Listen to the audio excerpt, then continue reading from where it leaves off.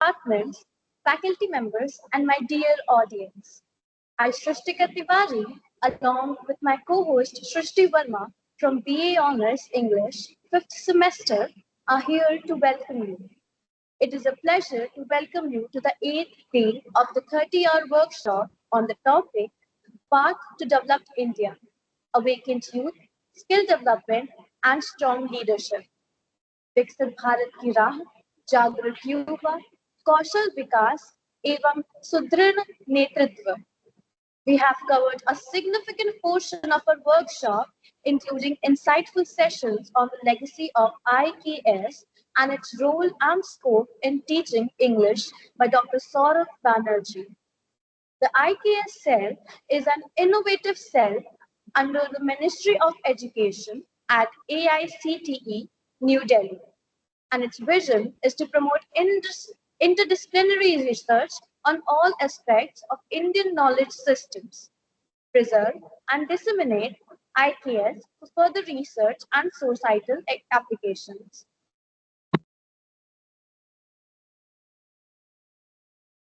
I am pleased and privileged to introduce our Honorable Director of Amity School of Languages, Professor Dr. Kumkum Ray. Her visionary leadership and unwavering commitment have been instrumental in shaping the success of our institution.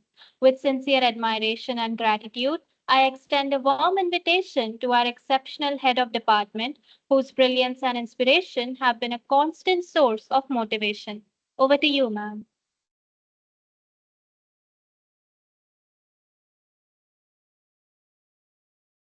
Ma'am, please unmute yourself.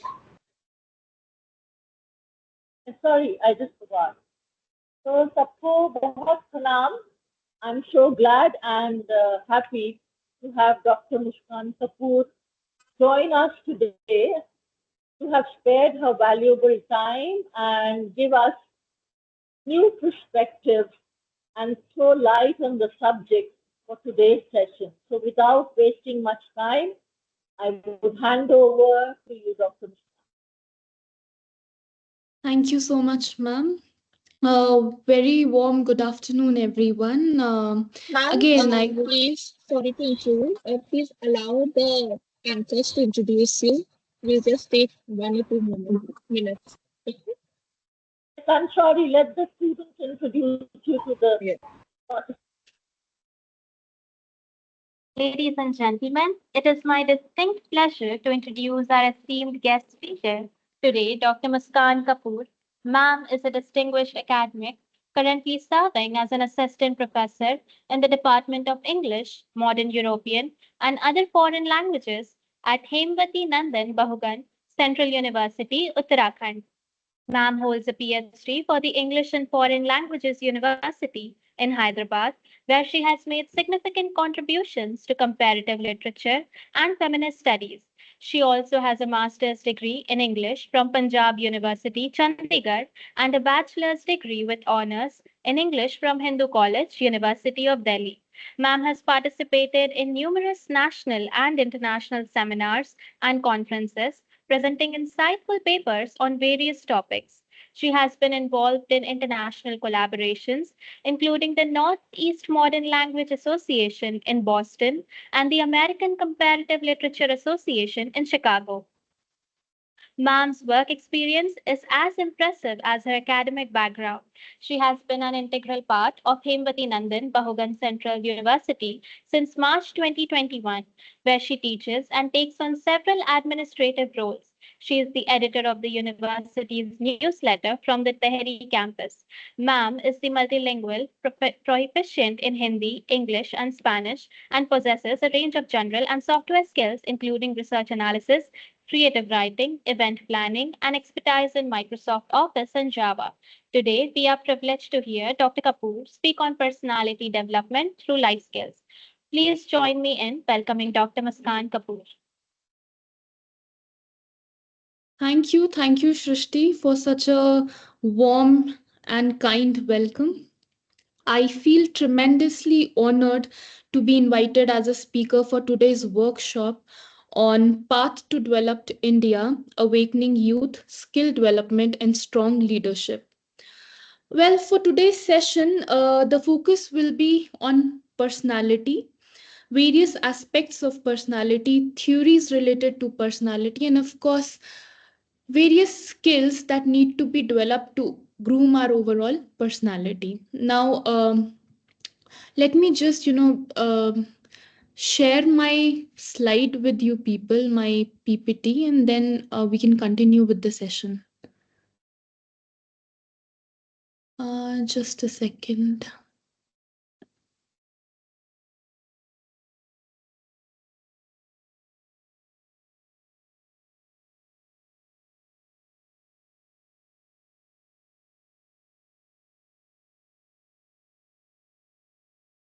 Is it visible? No, ma'am. Okay, I'll try it again. Why is it not showing? I don't get it. Ma'am, can I do it? Yeah, sure. I mean, that will be really helpful. Okay, just a second. I'm trying my best, but I think there's some privacy settings that I need to.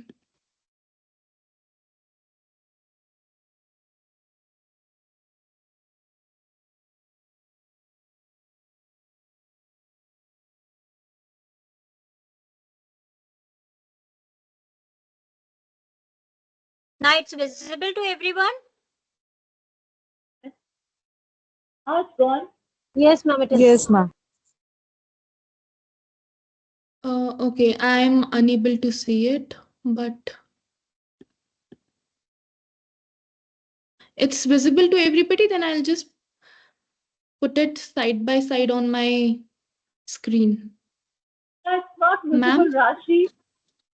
Rashi, it's the not. presentation. Yes, ma'am. Just give me a minute.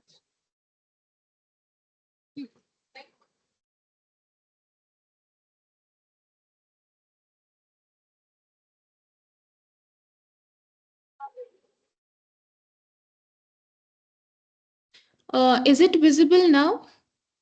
Yes, ma'am. Yes, ma'am. Yes, ma'am, it is. Okay, all right. I'm so sorry for the delay. There was some issue. All right. So, so as I was just talking about that, the entire theme, the entire focus on for today's session is on personality development and how various skills can help us enhance that personality further. Right. So, shall we get started? Am I audible to Yes, Yes, ma'am. ma'am. everybody? Yes, ma'am. Perfectly. Yes, All ma'am. You right. may continue, please. All right. So now, before I Yeah. get to the very meaning of personality, the very introduction of personality, let me first make all of you familiar with your own self, with your own true selves. Therefore, I intend to start today's talk with these personal development questions, which are often ignored or we don't pay much attention to these questions. But I just wanted to, put it as my first slide and discuss these questions first before we get into a detailed analysis and understanding of what is the meaning of personality and what can be done to enhance and further develop that personality. Now, if you can see on the screen, the first question is, who are you? How well do you know yourself? Are you familiar with your personality traits? Do you know yourself? What are you good at? What are your weak points? What are your strengths and desires, your weaknesses and fears? And the most important question, where do you see yourself in next 5 years or after a decade? And to be precise, why go further? Why talk about future? Where do you see yourself in couple of months or a year maybe? Do you have certain goals that needs to be achieved? And are you working towards those goals? So these are these important questions which are often neglected or often ignored. We don't pay much attention to these questions, but it actually really very much helps us to groom our personality, to understand ourselves better and to work towards the overall enhancement of our personality. Right? So, throughout the session, when I'll move to the next slides, maybe, at the end, when I conclude my talk, we can come back and, discuss these questions again. That will be really interesting. It will be a fun activity also, and it will be more engaging with the audience, because obviously it is not a seminar, it is not a conference, but it is a workshop, right? So together, maybe we can help each other to enhance our personality traits, right? Now, moving to the next slide, which is introduction to personality. Now, I'm sure you're familiar with this word personality, persona. Personality actually is derived from a Greek word which is persona, which, to put it simply, it means speak through, your public image, how you portray yourself in public. So it is the combination of characteristics or qualities that forms a person's unique identity. I'm repeating myself here. It is not just the characteristics or not mere the qualities, but it is a combination of both characteristics and qualities that forms a person's unique identity, which makes you unique individual, which makes you different from others around you. So it signifies the role which a person plays in public. It is defined by the totality or total ways in which an individual reacts to and interacts with others. So basically, to cut it short, your public image, right?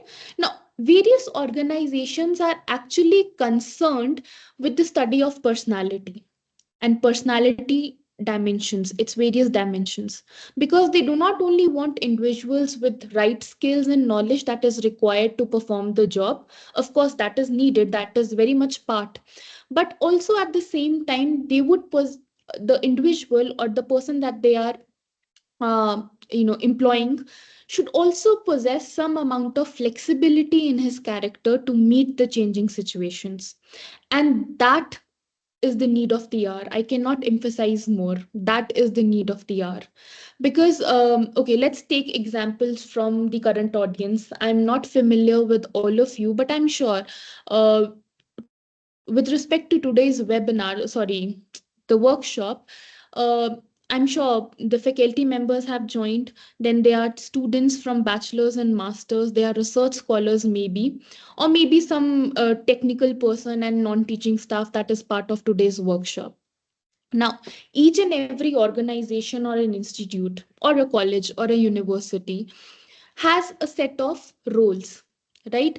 And they invite and advertise various job vacancies and opportunities according to the need of the department or the organization or the institute. They have certain parameters already and they choose the best suitable candidate for that role, for that particular role. I'm sure everybody here will agree to that.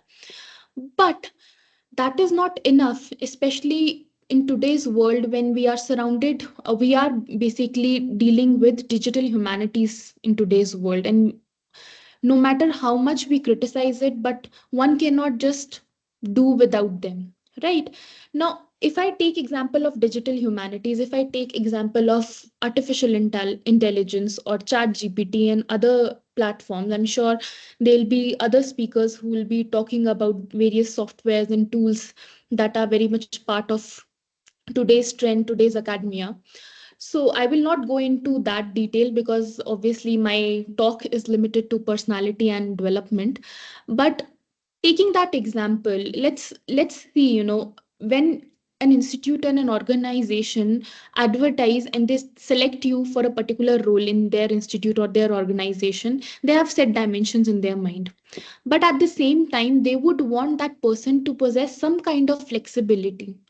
That person should be able to adapt to various challenges and situations so that that person can provide the best to the organization and the department that the person is employed in, right? So that kind of flexibility. And when we are talking about personality, there will be slides where I'll be talking about factors or determinants of personality as well. But I have to state this, that personality or the very persona of a person is not something which is static. It is always in the process of further advancement and improvement. And hopefully by today's session, maybe we learn certain traits, we learn certain aspects by which we can enhance our personality. Moving to the next slide. So we've tried to introduce what personality is. Now let's come to a very brief definition. So what personality is? It is an individual differences in characteristic patterns of thinking, feeling, and behaving. So how a person thinks about a particular situation, how you feel about a particular situation. Do you sympathize with people or do you empathize with people? Right? And how you behave, your mannerism, your etiquettes, all in all, that is what describes an individual's personality. So these are the differences in characteristic pattern of thinking, feeling, and behaving. Right? So again, personality here not only refers to physical characteristics, abilities, or temporary states. They are very much part of personality, but then there's a lot many other things that are part of personality. So your physical attributes, your body language, your facial expressions, the way you dress up, everything is very much part of personality. But then it is not just limited to your appearance, your physical characteristics, your attributes, but it is much more than that. So it encompasses what? A wide range of psychological traits and mechanisms that influence how a person interacts with the outside world, corresponds to various situations. Right? Coming to the fifth slide, which is determinants of personality. Now, every person has a different personality. I'm sure all of you will agree to that. And there are a lot of factors which contribute to that personality. And these factors, which actually contribute to a person's personality, are called the determinants of personality. And there could be several, but for today's session, I have just listed the three most important determinants of personality. And what are they? The first one is heredity. I'm sure you all are aware of what heredity is. It is the transmission of certain characteristics from our forefathers to the present generation through genes, right? So maybe the way we look, our eyes color, hair color, how tall or short we are, all this is determined by genes, right? It comes by hereditary. So that is one of the first primary determinant of a person's personality. The second category or the second determinant of personality is environment. So what environment is? It refers to the culture of the family that is passed along from one generation to other. Right? So culture as in various traditions, rituals, customs that you have been seeing in your family and how it eventually shapes your understanding in the world outside, in the society. How are you contributing to the society, learning certain cultural values from your family or from the environment or the atmosphere that you're surrounded with, right? So that is the second determinant of personality. The third, and I would say the most important determinant of personality is the situation. The type of specific situation which a person encounters also equally shapes the type of personality characteristics of a person. How so? So, for instance, if you're caught up in a very difficult and tense situation, right? So, what would be your first take on that situation? Will you start procrastinating? Will you be tensed and worried? Will you start will you have anxiety? Or you would handle a particular situation with a lot of calmness and try to find the solution to best get out of that uh, particular problem or situation, right? So how well can you cope with that kind of a situation or tense spot? And also at the same time, this past experience that you've had with a particular situation, if the same situation or similar situation arises later on in your life, you will already have an experience with that kind of situation. You would know what to do. You will know how to calm yourself and find solution for that problem. So this particular determinant is actually a very essential determinant of personality, because these experiences, these past experiences in your life actually helps you and shapes you as an individual, right? So these are the three listed determinants of personality. There are few more, but I think the major ones we have already discussed in this particular slide. um, I am continuously speaking. If there is any doubt, if there is anything that you would want to talk about, or share your perspectives in between my um, talk, then you're free to do so. Just raise your thing in the Microsoft Team app, or maybe you could unmute yourself and ask me in between. I'm willing to answer. Yeah, Shivani, I can see that you have raised a query.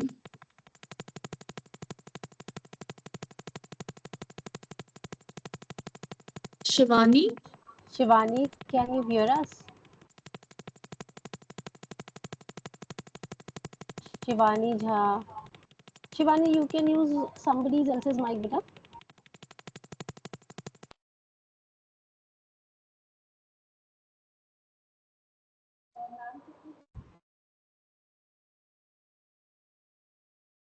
Shivani, you want to ask something? Please go ahead. Uh, Ma'am, I wanted to ask if we are having a monotonous life and mhm. there's nothing which we can do to uh, do something innovative or to enhance our personality. So how can we change our monotonous lifestyle?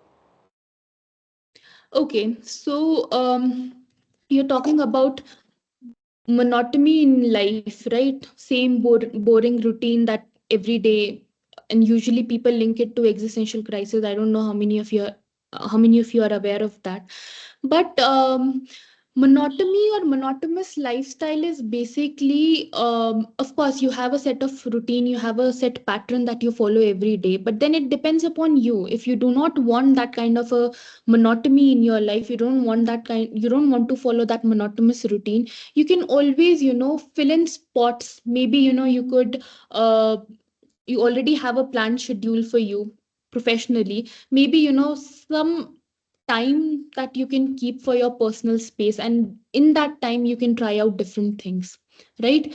That may help you to overall experience new things and enhance your personality and break out from that monotonous routine.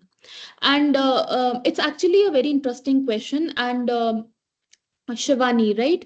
I don't know how much have I satisfied you with this answer, but then as I move ahead, there is a slide which talks about personality traits. Now, there, I think I can discuss your question very well, and we can discuss the situation well, if that's fine for you.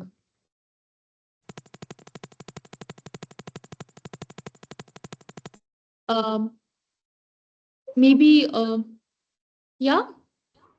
Will that be all right? Can you wait for a few minutes and then we'll discuss this in detail? All right, now we shall convey her. I guess she's having some problem with the mic. All right, ma'am. So should I continue and then we can, take up? Yes, ma'am. All right. So I'll move to the next slide, which is personality traits, right? So this is what I was talking about, Shivani. So we can discuss about monotony and monotonous routine with this famous model of Big Five, right? Now, what is this model about? Uh, let's discuss this in detail, right? So if you see the tabular form that is provided to you on the screen, on one side there are these dimensions of personality. The second column is about high level, and the third column is about low level. It might be confusing right now, but I'll explain this in detail. Right? So these are these five personality traits, and this actually was coined by, I know it's, you might even forget it, but still I'll mention it, by Robert Macron and Paul Costa. And there was another psychologist actually called Louis Goldberg, who actually gave this name the Big Five.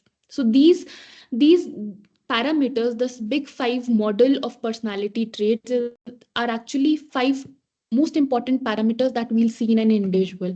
Obviously, there'll be a mix match of various aspects, but let's see if we are able to figure out our personality using this big five model, which actually is a very important and famous model when it comes to analysis and understanding of personality traits in any individual per se. So the first quality, the first dimension of personality is openness to experience. Right now, what is openness to experience? It describes how an individual is open to try out new things, right? How adventurous and innovative a person is, right? So individuals who usually score highly on this parameter, which is openness to experience, they enjoy variety of things because they are always curious, they are inventive, they want to try out new things, right? And this particular aspect can also help you to break your monotonous routine, right? Because obviously there will be certain hours of your life or daily schedule or routine which you have to provide. Maybe your institute or the professional life that you're in is demanding that, but apart from that you also have a personal time, you also have a personal space. So maybe there, you could try out new things, give yourself new chances, and that way, you can let go of that monotonous routine and even find new things about yourself. You can explore yourself. What are you actually interested in? What are you good at? What things do not interest you at all? So that will only come when you have curiosity, when you're curious, when you're ready to explore, when you're ready to experience new things. And this is something which will not be handed over to you. It is something that you have to decide for yourself. Are you willing to take that chance? Because openness to experience also involves a lot of risk. I'm sure you understand, all of you understand what I mean by that, right? That is when the other category, which is exact opposite of openness to experience, is low level category, which is about individuals ex- who prefer a daily routine than to new experiences. So maybe, Shivani, since you have pinpointed and talked about a monotonous routine, maybe you are an individual uh, who is open to experience new things, who is an explorer, who is curious, and that is why this monotonous routine is bothering you. But if a person who does not have that kind of a personality trait and is exactly opposite of who you are, will be more cautious and conservative, right? So that person will always prefer a fixed routine than trying out new things, and they tend to be more grounded than those who have high level in openness to experience. And some people might even call them as practical, because as I was talking about risks, right? So if you're open to experience, you're inventive, you're curious, you're also inviting a lot of risk in your life, because each and every adventure and new experience might not be great for you, right? But on the other hand, there are certain people with certain personality traits who are very cautious and conservative, and they don't want newness. They do not want unknown, unfamiliar terrain, right? They want a fixed routine. So that kind of people, those kind of individuals are under the category of low level of openness to experience, right? Okay, now I'll move to the next category, which is first of all, if I any doubts from openness to experience, then I'll move to the second category. Okay, so the second category is conscious anxiousness, right? So what is this conscientiousness? Conscientiousness is the ability to do one's work religiously, to do your duty well, to do your work thoroughly. That is the ability, that is the quality which is conscious anxiousness. So it is being responsible, careful, and diligent. So a person who has high level of conscientiousness is efficient and often organized. with respect to work, because obviously that person will be very responsible when it comes to the work that is given to that particular person. So individuals who are high on conscientiousness are highly organized, dependable, driven, and a high level of self discipline. So these are the qualities and traits of person who uh, has high level of conscientiousness, right? But at the same time, a person who has low level of conscientiousness are usually impulsive, spontaneous, and may be prone to procrastination. Procrastination is delaying work, right? So a person who has high level of conscientiousness is somebody who is responsible, organized, and efficient in the work, right? But at the same time, a person who has low level of conscientiousness is easygoing, careless, often procrastinating, delaying the work. So that is the second personality trait, right? The third category is extraversion. Extraversion.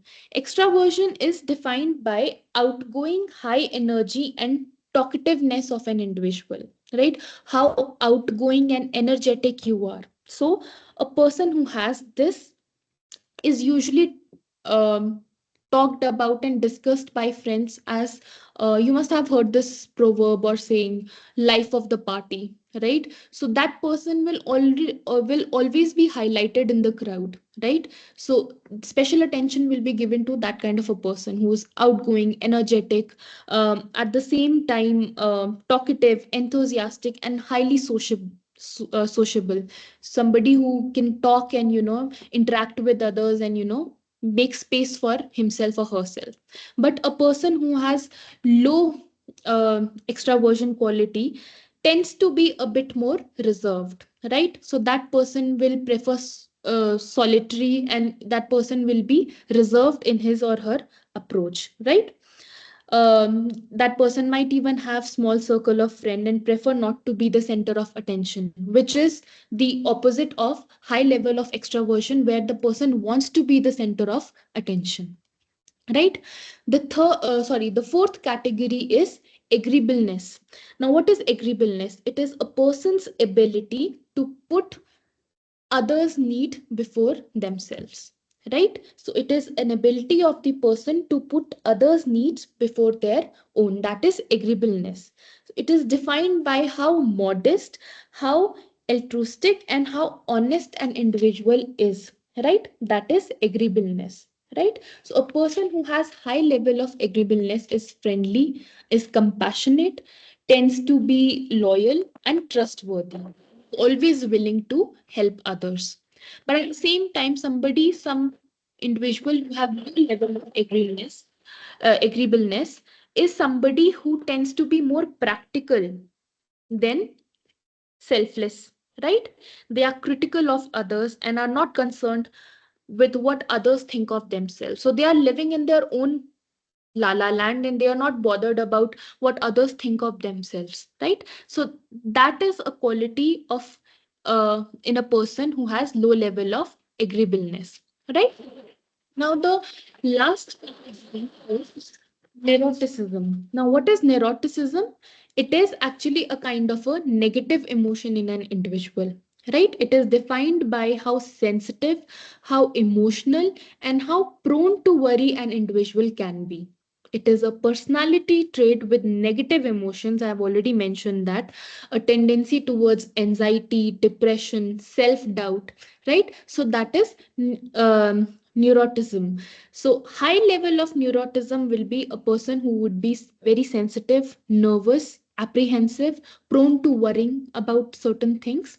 And low level of neuroticism in a person will be a person who is usually calm and composed in difficult situations. They are slow to anger and not stressed by opinions of others, and they have control over their emotions. So these are the five personality traits listed uh, in this particular model, the big five. Now, my question to all of you is this: do you think your personality trait matches with the list provided or the list that I have discussed? in today's session? Or you think that this theory is flawed because one cannot describe everyone's personality according to just these five parameters? What are your opinions?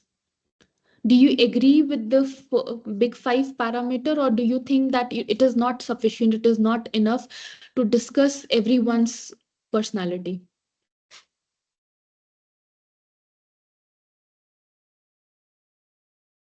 Are you people there? Yes, ma'am. Ma'am, I think like these qualities do match, and to some extent we can relate a person with this, but I don't think these qualities are enough to describe an entirety of a person. Yeah, could be. I mean, it's all about perspectives, it's all about opinions.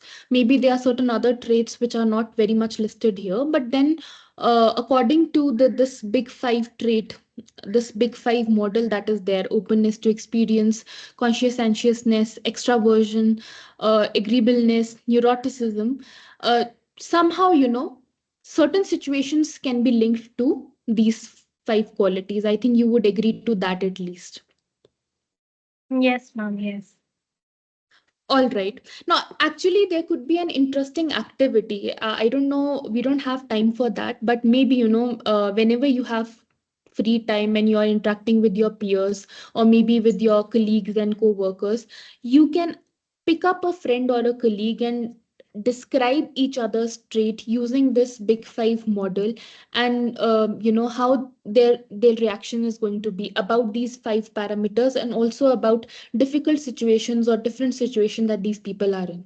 And this way, maybe, the two people who discuss each other's personality trait will help the individual to discover their own qualities and traits which they might not be aware of, right? So this could be actually a fun and interesting activity, and you can perform it whenever you feel like. Anyways, we'll move to the next slide, which is about personality development. Now, in short, we have more or less talked about, excuse me for a minute, we have a basic understanding of what personality is. We've been talking about different traits and dimensions of personality. Now, let's talk about the very idea of development, right? Now, what is this development? Personality development. It includes activities that improve awareness and identity, develop talents and potential, build human capital, facilitate employability, enhance quality of life, and also contribute to the realization of dreams and aspiration. Now, if you remember, just few minutes back, I was talking about personality, and I told you people that it is not static, right? It's not that there are certain determinants of personality through hereditary, through the family and culture that you belong to, or the situations that you have had in your life. That is obviously there, important parameters, important factors which talk about your personality. But at the same time, it is not a static thing. You can further develop it, you can further enhance your personality and react according to the situation. And this quality of, or this very awareness or willingness, I would say, to further develop your personality will actually improve quality of your life and contribute to realization of your dreams and aspirations. Because first thing about dreams and aspiration is realization. Are you even aware what are you capable of and what can you do with your life, right? What are your interests, what are your weaknesses, right? So having met all those challenges and then further try working hard to improve the areas which in which you lag behind is what personality development is, right? So when personal development takes place in context of institutions, let's stick to that because all of us are somehow connected to the academic space, to the academia. So it refers to the methods, programs, tools, techniques, and assessment systems that support human development at the individual level in organization, right? Now, coming back to the same example that I gave before, in the very introduction of personality. So, development with context to institutions and colleges and universities, it is about adopting different methodology, right? Involving yourself in different programs, challenging yourself and seeing what are you capable of and what not, learning new tools, right? Now, obviously, it's quite debatable. Artificial intelligence is quite debatable. Various softwares and tools that are available in today's world is quite debatable. But at the same time, that doesn't mean that you have to lag behind, right? Now, if there is certain tools and softwares that are available to you, which can make your work easy, at the same time will also help you save time. So if there is a particular thing, there's a list that needs to be maintained or made. So if that work requires the entire day, and using a particular software or a online skill can help you make that list or help you make do any work in just couple of hours, so that is, I think, better. Why do you have to deprive yourself of the new tools and technologies that is being there, and the assessment systems that is supporting human development at the individual level, right? So this is all about development. So those tools, those methodologies, those techniques are also very much part of personality development, right? Apart from that, it also includes activities that develop talents, improve awareness, enhances potential, looks to improve the quality of life. It involves formal and informal activities that put people in the role of leaders, mentors, teachers, managers, for helping them realize their full potential. Right? So all these activities, grooming sessions, maybe situations of fun games.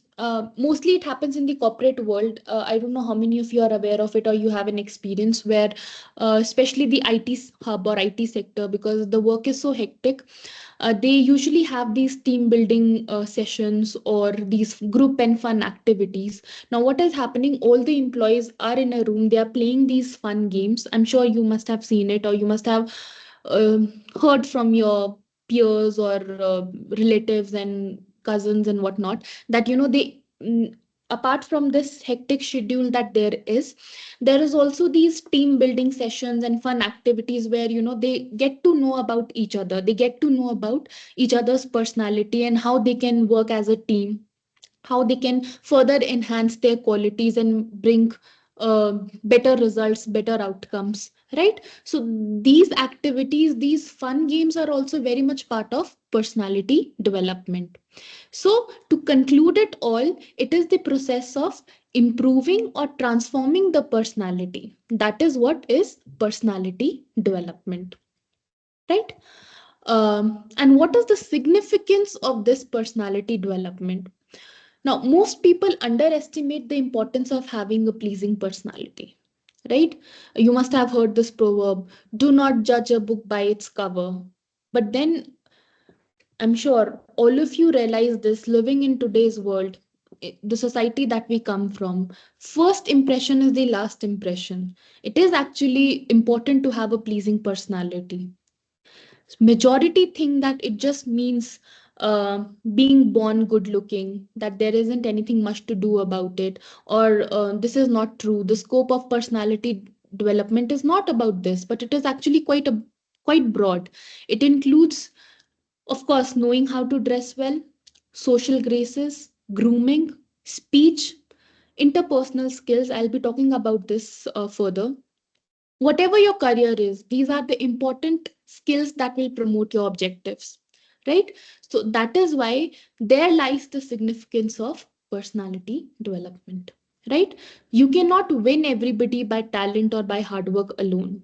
Personality development is actually a very important, crucial ingredient that you must obtain, because most people you see as models of great personality have actually taken a lot of effort in developing those natural features. So everybody is not, if I don't know, if there's some person that that you inspire to be, you look up to him or her as your inspiration, so that person has also worked a lot in order to reach there, and personality has definitely helped that person to reach there, to make to that place, to that space, right? So to better appreciate appreciate the importance of personality development, I have listed these few things which we'll be talking about as we proceed. So the first one is confidence. Now, if you have a better personality and if you're willing to further, enhance it, obviously it will boost your confidence. That is the most important thing wherever you go, even if it is public space or a private personal space, right? The second thing is credibility. Then there is interaction, leading and motivating, curiosity, how curious you are to try out new things. That is also important. And of course, I cannot emphasize more communication skills. That is the most important thing. And since the entire workshop is about national education policy, its implementation, there are a lot many challenges faced by the various universities and colleges and curriculum. Communication skill is the most important thing. I'm sure you might have additional papers which have syllabus on communication skills and personality development, because that is the need of the hour in today's world. No curriculum is complete without discussion and study on communication skills, right? So these are the most important significance of personality development. Now, coming to theories of personality. Now, let's have a psychoanalytic understanding of personality. We've talked about determinants of personality. We have talked about different common traits that a person's personality might have. We have talked about significance. We have talked about importance of personality development. Now, let's, in very brief, talk about few important theories related to personality. Now, there were other theories as well, but I have limited time and limited slides. I had to, cut short my lecture. So that's why I have just taken theories that are related to psychoanalysis, right? Now, many psychologists have developed several theories about personality, how to describe it, how it emerges, what influences it, how it changes, and what constitutes a healthy personality, right? So, let's get into it. So, for today's session, I have taken Sigmund Freud's theory on personality, psychoanalytical theory, or Sigmund Freud's theory. And the second one is Erik Erikson's theory, which Eric has actually, developed further from Sigmund Freud's theory. Now, what is this? According to Sigmund Freud, psychoanalytical theory or psychoanalytic personality is composed of three elements, which is id, ego, and superego. I don't know how many of you are familiar with this. Is there anyone from the audience who is familiar with id, ego, and superego? Yes, ma'am. Okay, apart from Dipshika ma'am, anybody else?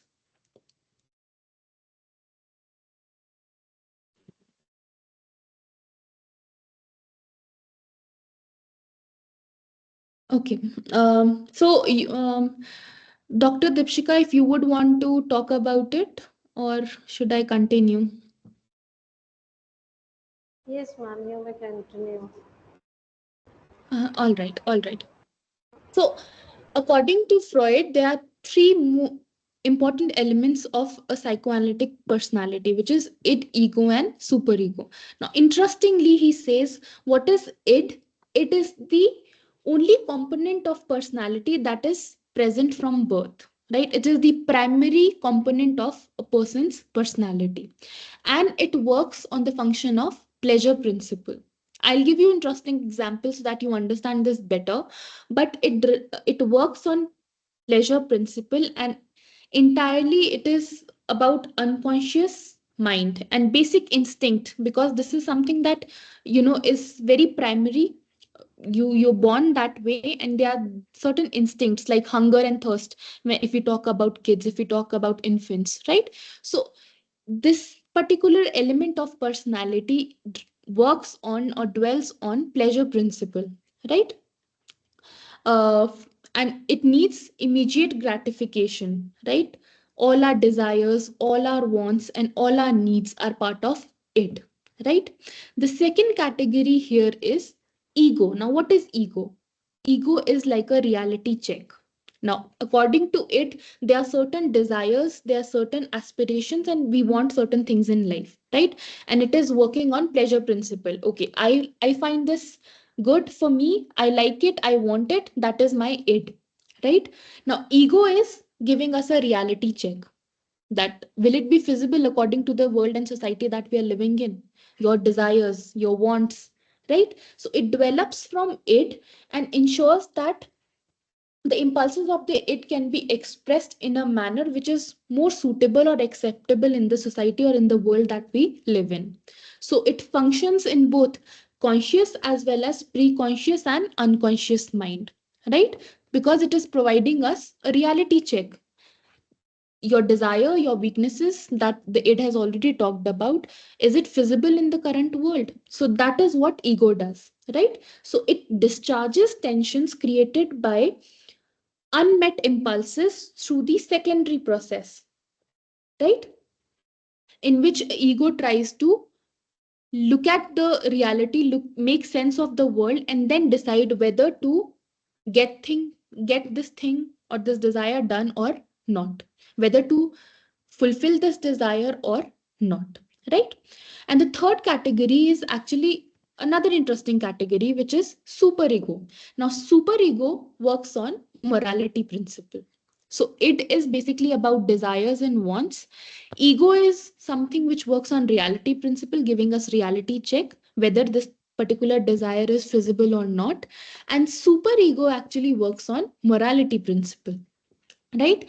Morality as in this aspect of personality that holds all of our internalized moral standards and ideals that we require from both the society as well as our family, culture, or the parents, right?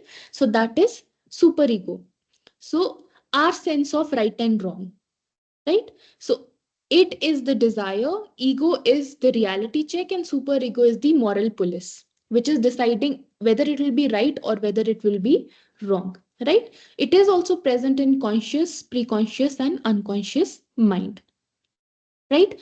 Now, according to Sigmund Freud, the key to a healthy personality includes a balance between id, ego, and superego. Now, for instance, if I give you an example, okay, uh, maybe there's something in the market that you really desire, maybe a bag, maybe a handbag that you want, right? And according to your id, it's like, oh, it will overall enhance my overall look, and it's really according to the trend, and I want this handbag for myself, right? Now your ego will tell you that maybe I can wait for a couple of months, save some things from my monthly salary, and then decide whether I actually want it or not, because right now it is not feasible, I do not have that amount, that much of amount to just waste it on a expensive handbag. And then your super ego will later on decide and tell you, because it's the morale police, it will tell you, do you actually need this bag, or you could actually, utilize those savings for something better, something more fruitful for yourself or your family, right? So these are the three components or elements of psychoanalytical theory or Sigmund Freud's theory of personality: id, ego, and superego. Any doubts, anyone?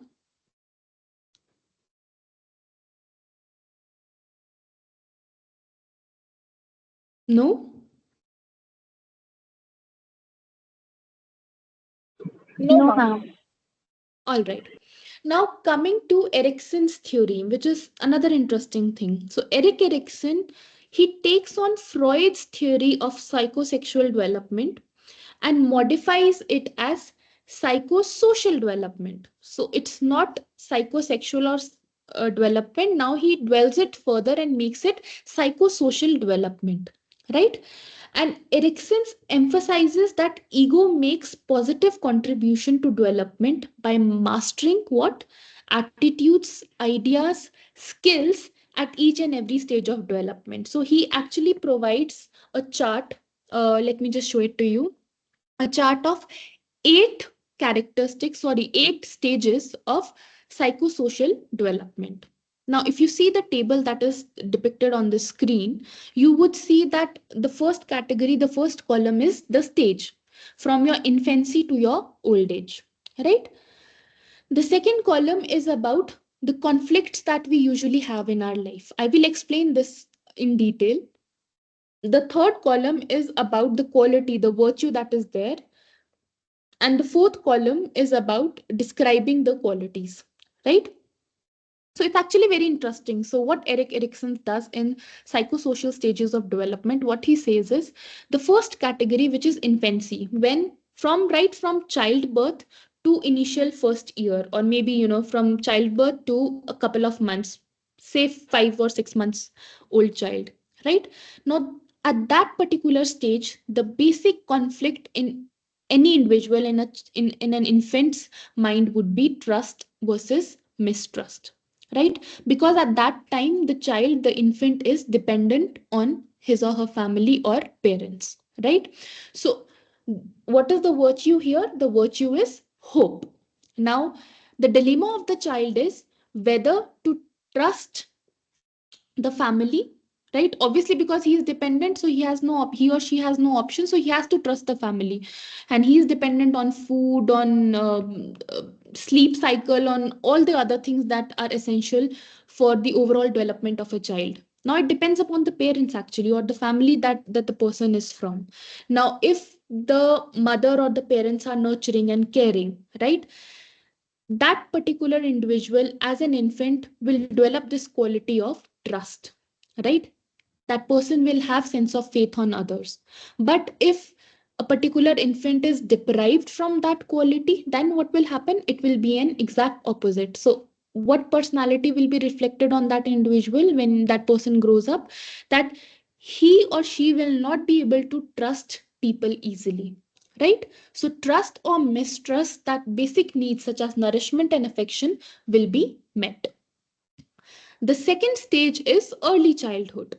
When the child is in that stage, for instance, 1 year to 3 years old, right? Now the basic conflict is about autonomy versus shame and doubt, right? Now what is that? Because at that particular stage, initially the infant is totally dependent upon the parents for the care, for the nurturing, for everything that is there, right? Now early childhood may what happens, that particular child develop a sense of independence in many tasks. So that the choices come into the picture. I want to wear this dress, I do not like this dress, or maybe I do not like the food that you're feeding me. And if you're feeding me that, if the child does not like the food that is fed to him or her, that child pukes out. It's just he doesn't understand how to react. Obviously he cannot say it, I don't like it. And the initial choices are being made in this particular stage of development, right? So if that autonomy, that independence is not provided to that particular child, then what will happen? That person eventually, when that person grow up, will always be in a state of conflict, because that person will never be independent, will never be given a chance to decide for himself or herself. So then it will lead to doubt, it will lead to conflicts, it will lead to shame in his life, right? The third stage is play age, preschool age, right? 3 to 6 years old. Now, that time, the basic conflict is initiative versus guilt. Now, during that particular stage, the child gets familiar with the outside world, right? In a play school, per se. So, that child takes an initiative on certain activities. They develop guilt when unsuccessful or boundaries are overstepped, right? Because that, again, it is all about the independence, that initial initiative. Now, if you curb that instinct of that child, if you stop that child from being curious, being innovative and initiative about trying new things, then that purpose is not solved, right? And eventually what happens later, in later stages of that life, that person develops a trait of guilt, right? Then comes the school age, which is after preschool age. Now in that particular aspect, the basic conflict is industry versus inferiority, right?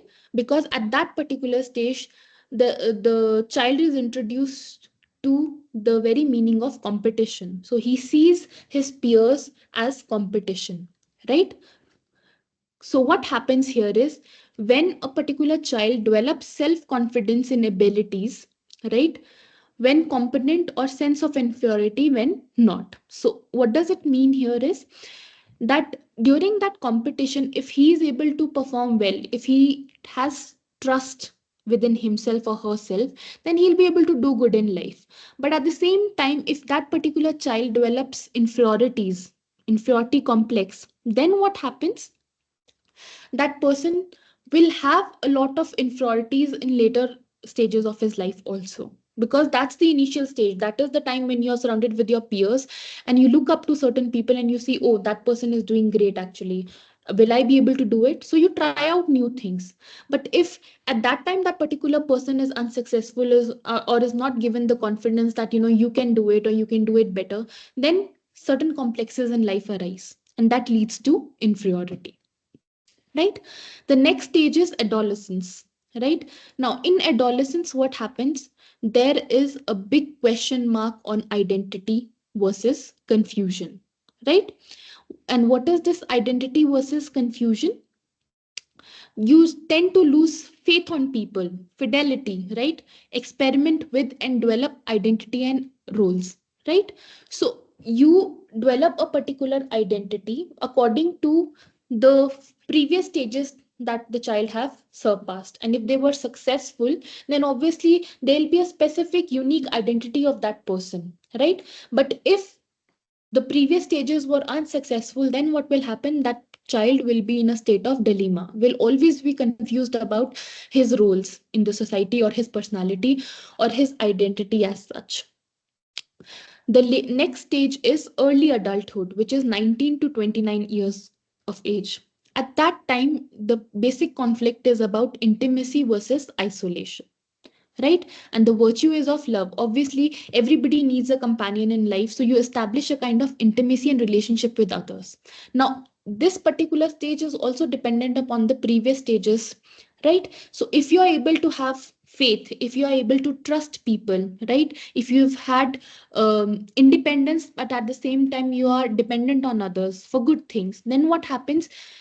For that particular person, it is actually very easy to establish intimacy and relation and maintain the relationship with others, be it any form of relationship, any human relationship.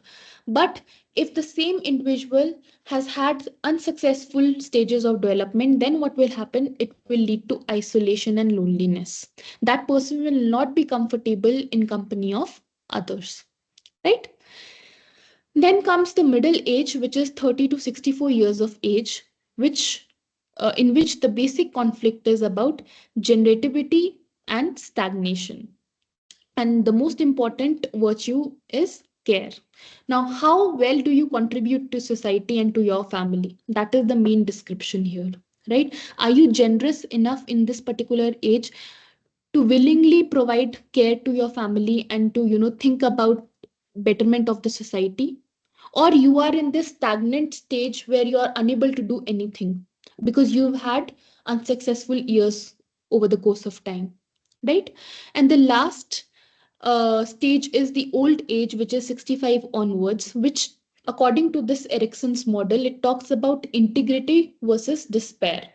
It is all about the virtue. You assess and make sense of life and meaning, and how well you have contributed.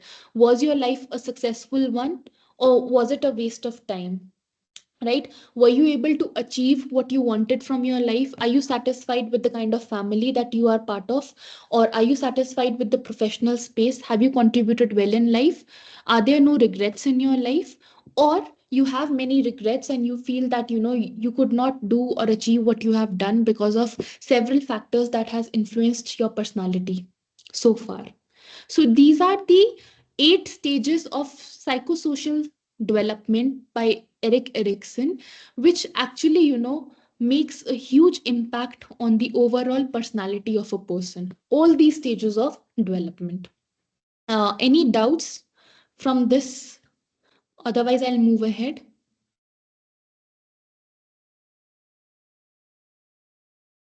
No, ma'am. Anyone? Okay. Now, there are, of course, other aspects of personality, but then if I continue to talk about it in detail, I will lose track of time. But then there are certain things like problem solving, stress management, decision making skills, which I have discussed later on. But yeah, I'm sure you all of you are aware of this body language. It is the use of physical behavior, expressions, and mannerism to communicate with each other in a non-verbal way. So you do not actually use your body language is a kind of a non-verbal communication because you don't actually utter words, you don't say things, but it is through your body gestures your that things are communicated. For instance, raising your eyebrows, which shows conflict, or maybe you are looking down on that particular individual, or you do not agree to what the other person is saying. Or if you have a smiling face, that means you're welcoming things, right? If you have crossed arms, what else? Raised eyebrows, I've already talked about it, right? Or maybe fidgeting with objects, which reflects that you are not interested in that person's conversation, and that's why you're just trying to show that you need to stop, I'm not interested to listen to you. So these various aspects or these various traits of body language says a lot about you. It helps you to non-verbally communicate with others, right? So it is also one of the most important aspect of personality development. Then group discussions. I'm sure you are aware of what group discussions are. It is a kind of a structured conversation involving group of people, usually 5 to 6, 17 or 15 people sitting together and discussing a specific topic or a problem, right? Now, how well can you enhance your personality or show your personality during those GD rounds? So that is another aspect of personality development, right? Then there is problem solving, conflict and stress management, decision making skills, which we'll talk about in the later slides. Now, before we move further and talk about life skills, right? Because I think I have tried to wrap up personality and different traits of personality till now. Can we quickly do a personality test? I have listed many questions, but if we are running short of time, I can just take few. Up to you, people. Are you up for it? Yes, ma'am. Okay. So the first question is, um, it's a situation actually that you are on your way to college or work and you find a gold chain on the road. Now, what will you do? First option is, will you hand over the chain to the nearby police station? Second, hand over the chain to the nearby passing person. Third, pick up the chain and put it in your pocket without drawing notice. And fourth, none of these. Maybe you'll act in a different way. So, anyone, like, what would you choose? What would you do? And this actually talks a lot about your personality. Ma'am, I would hand the chain to the nearby police officer. Okay. I'm sorry. Yeah. So, I'm sorry, I missed it. Who answered? Was it Ritika? Ma'am, Srishtika. Oh, sorry, Shristika. I'm sorry for pronouncing your name wrong. So, yeah, according to her, she said that she would hand over the chain to the nearby police station, and which speaks a lot about her personality because, in that sense, it shows that she is a very responsible being. And she realizes this, that if she hands over the chain to the nearby police station, that the person who has lost the chain might come looking for it and then eventually register a complaint in the police station. Because if somebody chooses the other option, which is handing over the chain to the nearby passing person, this shows how irresponsible you are, in the sense that you don't know whether that person, the chain belongs to that person or not. It's just that you're too lazy to actually do the right thing, and you're just passing on the chain to other. You don't want to be in this moral dilemma of keeping it with yourself, but at the same time you don't want to do the right thing and go to the police station. You just want to just get it done with, get it over with, and hand it over to the next passing person. The third option is, pick up the chain and put it in your pocket without drawing notice. So that also shows that how self-centered you are when it comes to different situations in your life. The second question is, you and your friend are going to a movie theater on a bike without wearing the helmet, and the traffic police catches you. So, what will you do? Will you take a U turn and go back? Will you argue with the policemen and threaten with your political reference?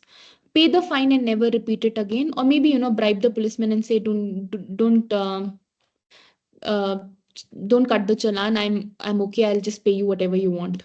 So, what would you do in this particular situation? At first, ma'am, I'll pay the fine and I'll like nicely apologize and I will never do it again.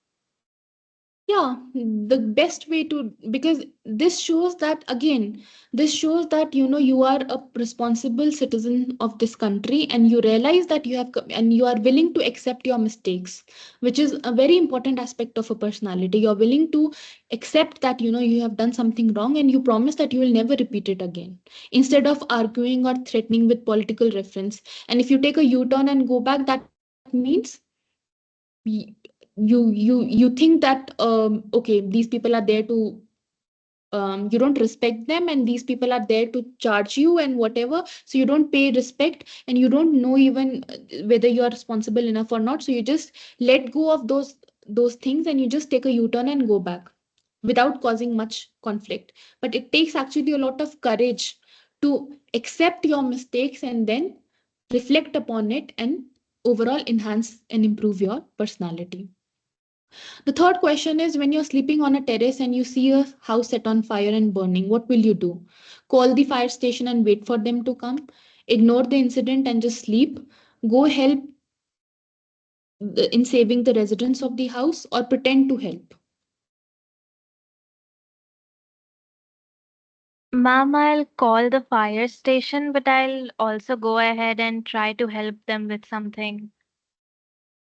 Yeah, I think that would be good. That would be the best option. It's not listed here, but that shows, that you are concerned for other people. That shows your true self. That shows your nature. How willing are you to help others, right? At the same time, how responsible you are, because the entire incident cannot be handled by you alone. So there is no hero calling in that particular situation. You need outside help, so you will call the fire station, and at the same time help in saving the residents of the house.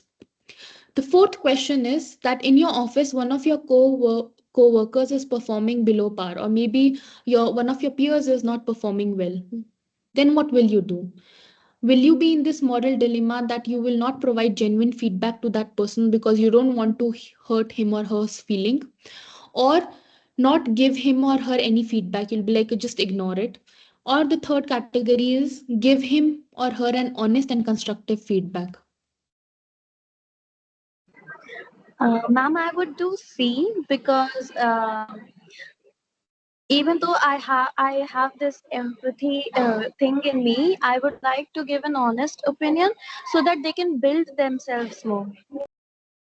Yes, very much so. So that they can overall improve and do well. And that way, of course, when that person is really doing well, there'll be a positive feedback, and then that person will be more happy. Instead of, just trying to save your relationship with that person and not hurting him by stating the facts. So that is, I think, the best option, to be, uh, best thing to be done.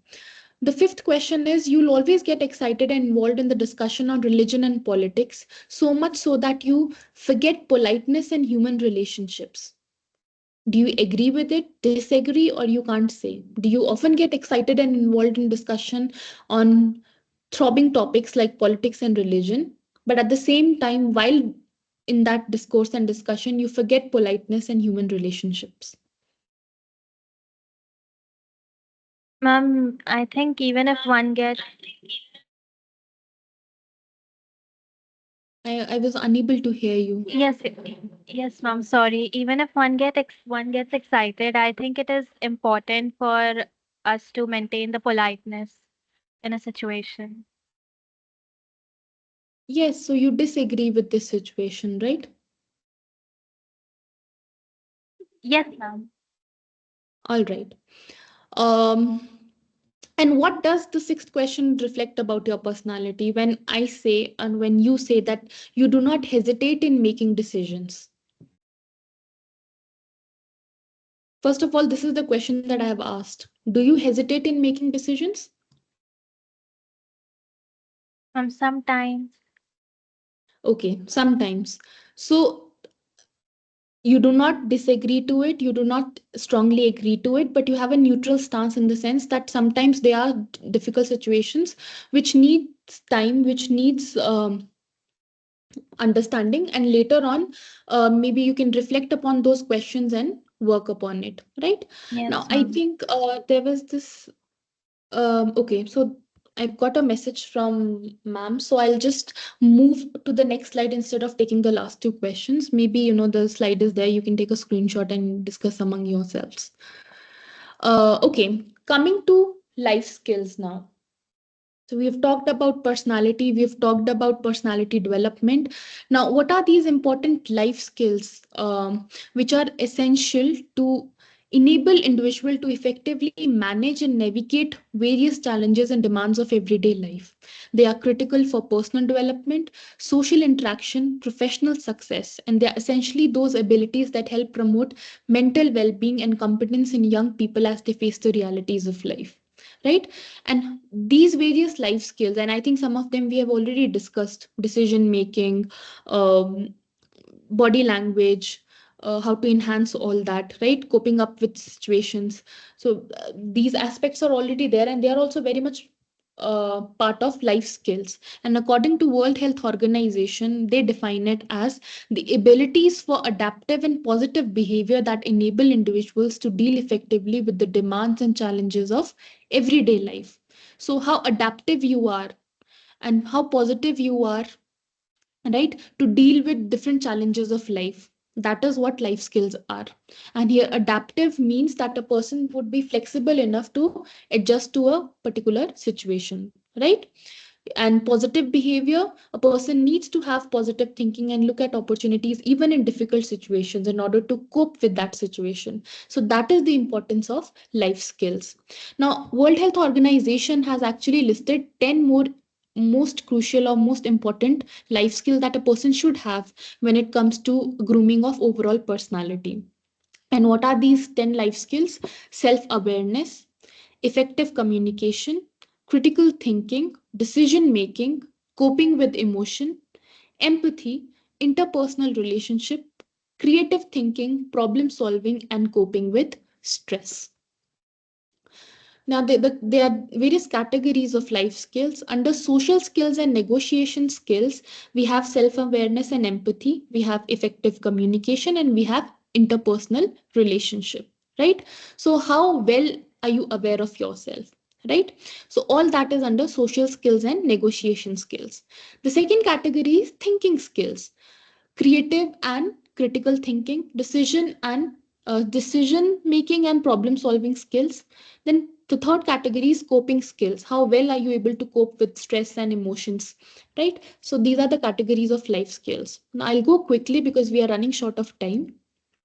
Self awareness is what? It is an ability to introspect, analyze, and accept one's thoughts, actions, and feelings, recognizing and acknowledging one's needs and desires. So, are you like aware of yourself? What do you need? Your desire, your likes, your dislikes, your strengths, and your weaknesses. So, that is self awareness. Empathy. Empathy is the ability to be sensitive to another person's situation. Basically, you are in the shoes of a particular person, right? So sympathizes basically that you're talking up, listening to somebody and you feel bad for that person and you sympathize with that person. Oh, this was wrong, this was bad, that has happened with you. Empathy is when you start feeling, when you imagine yourself in that particular situation. That is what empathy is. Understand people's concern, fears, and needs and feelings. That is empathy. Now, what is effective communication? There could actually be another session. I'm sure there'll be other speakers who will be talking about it, which talks about communication process and effective communication because it is the most important thing in today's world, and that is why NEP has also included it in their curriculum. So effective communication means that we are able to express ourselves both verbally and non-verbally in the most appropriate manner according to different situation, right? Because it's all about attribution. If you are well versed with certain thing, you have in-depth knowledge of a particular subject, you are expert in a particular field of area. If you're not able to articulate your knowledge, your expertise that you have, it's of no use. The other person will never know you. How will I know that this particular person is well read and extremely is an expert in a particular field of area, until unless that person is able to communicate both verbally and non-verbally by talking about it. At the same time, the body language, how composed and calm that the person is, it is the most important aspect of personality development and the most crucial life skill that a person can have. Of course, in that there is listening skills also, how assertive you are, assertive skill also, reading skills, writing skills. I'm sure you people are introduced to all these concepts according to NEP syllabus. The next category is interpersonal relationship, how you maintain positive relation with others. So if you see the picture here, all these qualities are essential for interpersonal communication: clarity, credibility, humor, praise, care, rapport. So all this is actually important, how close and harmonious your relationship is. So this is what is about interpersonal relationship, and it is really important when it comes to personality. Next category is critical thinking, how you're able to analyze information, think critically about situation, right? Not merely criticizing it, but giving it a proper analysis, good analysis. You know, it these factors will help the overall attitude and behavior of people, values, peer pressure, media, everything. So critical thinking is really important, not only in personal life but also in the professional life. Next is creative thinking, how creative you are, ability to think differently, out of the box, look beyond, respond adaptively, have flexibility in situations, achieve objectives in daily life situations, right? So there are these things. Creative thinking promotes creativity. It helps you to generate new ideas. It helps you to improve ourselves after self reflection. It helps you to contribute in better decision making and problem solving. It helps you to look beyond our direct experience, and it can also help to respond adaptively and with flexibility to situations of our daily life, right? Now, problem solving. It helps us to deal constructively with problems in our situations. And what are the steps? You identify a particular problem, you explore available alternatives, right? And then what you do is you weigh the consequences of each alternative and prioritize it, right? Whether this particular solution will be good for this particular situation or not, what will be the pros and cons.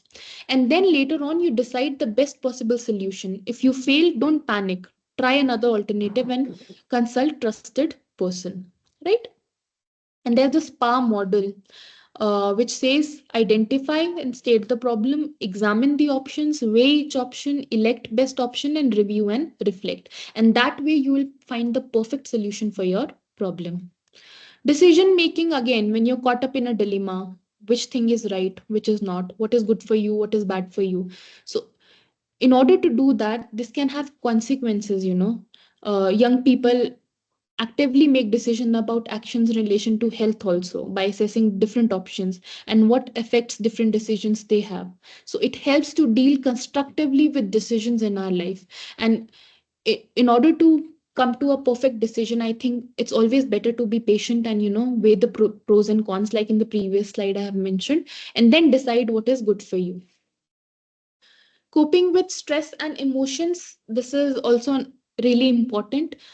Recognizing emotions and what is the reason for those emotions, and then coping with stress, recognizing the sources of stress in our life. What is the reason of stress? Is it because of this particular situation? Am I thinking too much about this particular situation? Maybe I can take it calmly, right? Being aware of emotions, how it influences your behavior, how to respond to these emotions, recognizing how it affects you. Intense emotions like anger or sorrow can have negative impact, not only on your overall personality but also on your health, right? So be cautious about that. Act in ways that helps to control the stress level. Maybe engage in certain fun activities when you are in too much pressure, right? That way, it can help. Maybe listen to some light music or whatever activities that you like. Pamper yourself. Go out if you are an outgoing person.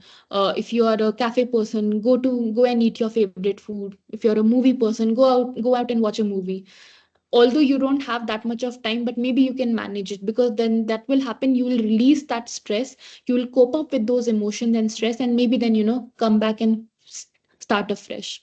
So these are the coping mechanisms that can really help you to relieve that stress, right? And coming to the conclusion, why do we need these life skills? We need these life skills to develop a dynamic self image and create dynamic self image and great self esteem. It improves the overall communication skills. It makes relationships better and handle interpersonal problems. It boosts our decision making ability and make informed decisions. It helps us to deal with challenges of everyday life and to become well adjusted with individual, right? And of course with others also. So these are the most important things, necessary things, and that is the very reason that we need life skills in our life. And this can also help us to prevent problems in our life, where knowledge, attitude, and cultural values and other values are combined with the life skills that we have learned and we continue to learn, and the behavior reinforcement or change, then positive behavior, coping with your stress and emotion, and then prevention of issues, right? So this can actually help you to prevent problems. This entire life skills, enable individual to translate knowledge, attitudes, and values into actual abilities and actions. So whatever you have, whatever attitudes and values that you have learned, knowledge that you have gained so far, along with the life skills that you continue to learn in life, and keeping a positive, optimistic approach towards life can actually help you to prevent problems, and even if you are caught up in a difficult situation, to get over those problems, right? uh, that's it. Thank you so much.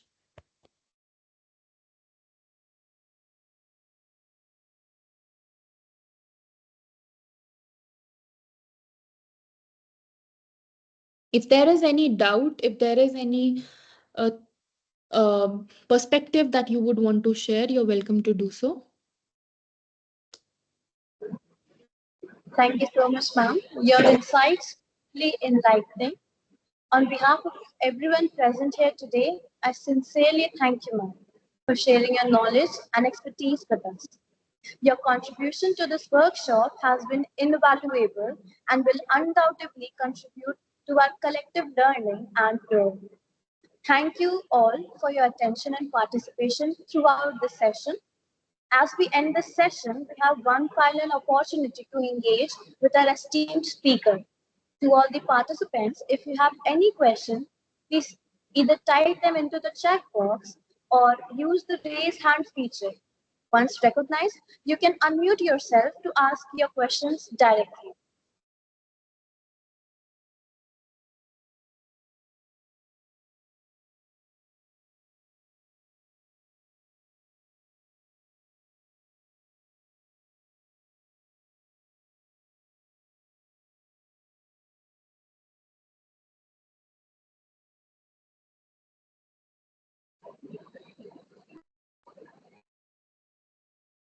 Any questions, anyone? I hope, Shivani, are you there? I was able to satisfy you with the answer on monotony and monotonous life.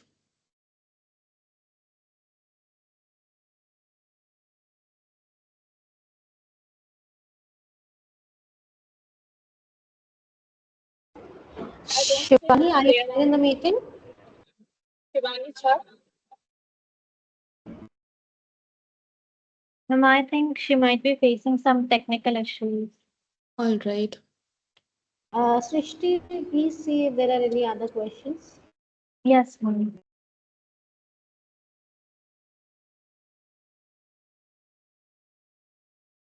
Ma'am, there are no questions. May we continue? Yes. Okay, ma'am. Before we end the session, I would request everyone to complete the feedback form and the assignment within 24 hours. Your feedback is crucial for us to improve and cater to your learning needs. Thank you all for joining us today. We hope to see you all for tomorrow's session by Dr. Suparna Bhattacharya, Associate Professor at Calcutta Girls College, Kolkata, speaking on the topic Rereading Regional Fairy Tales of India, Fostering Self Awareness and Enhancing Essential Life Skills.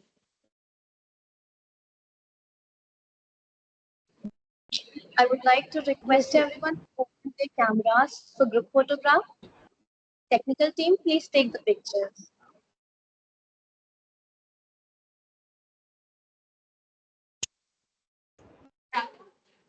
Hello, ma'am. Are you able to hear me? I'm Shivani, and I was facing some technical issues. That's why I left the meeting, but I'm answering, and you have satisfied my question. And I really liked your lecture, and I hope you give us some more of your knowledge in the next meeting. Thank you so much.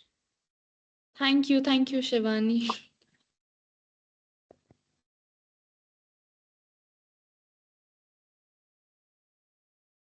Okay, are the pictures taken?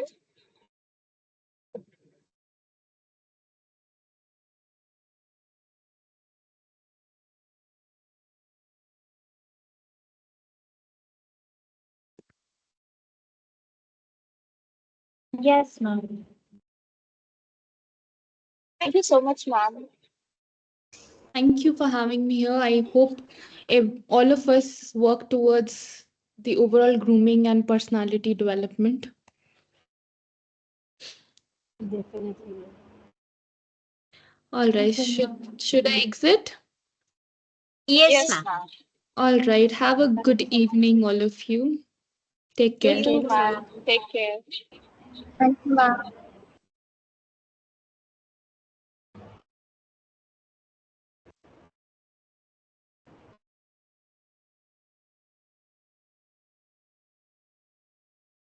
इन लोगों को इसके लिए मना कर